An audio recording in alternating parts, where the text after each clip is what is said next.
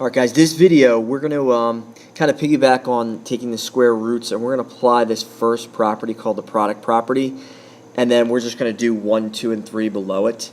So take this down, product property. If you are multiplying two square roots, what you can wind up doing is you can actually multiply a and b and put it all in one square root. And kind of going back to what was on the last video, like I know this, if I evaluate this, I know square root of 9 is 3, and I know the square root of 4 is what, 2, and 3 times 2 is 6. Right? We established that answer is 6. Another way of looking at this is you can, since 9 and 4 are both in a square root, you can combine this and just put it all in one square root. So the square root of 9 times 4 is what, the square root of 36, and the square root of 36 gives you 6. So that just kind of proves that this product property is correct. All right, let's apply this product property, and we're going to apply this to when we simplify square roots. So let's just move this, and like I said, we're just going to do 1, 2, and 3. Now, very important, take this down. When we simplify radicals, when we just have one radical, we want to look for perfect square factors.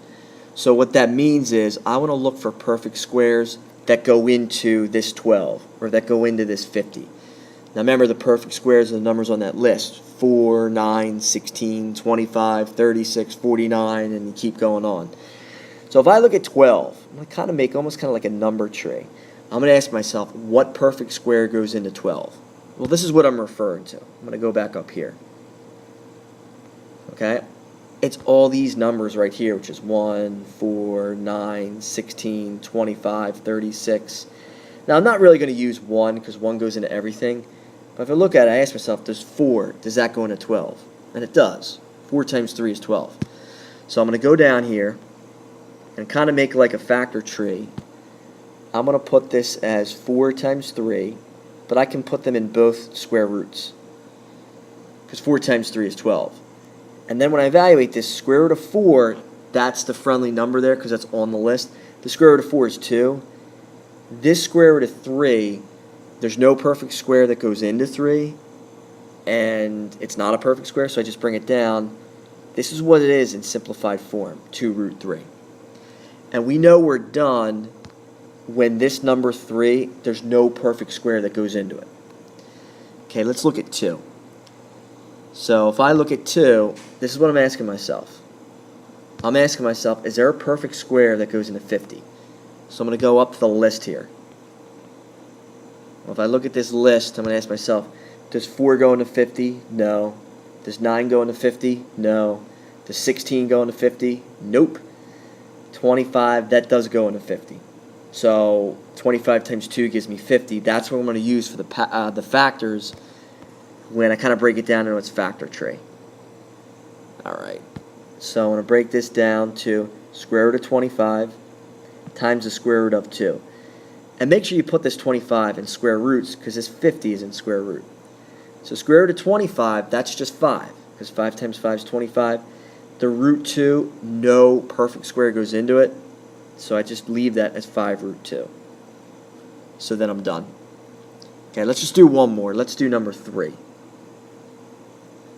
Okay, number 3, I'm actually going to do this the long way. I'm going to pick a perfect square. I'm going to pick 4. I know 4 goes into it, and it goes into it 12 times.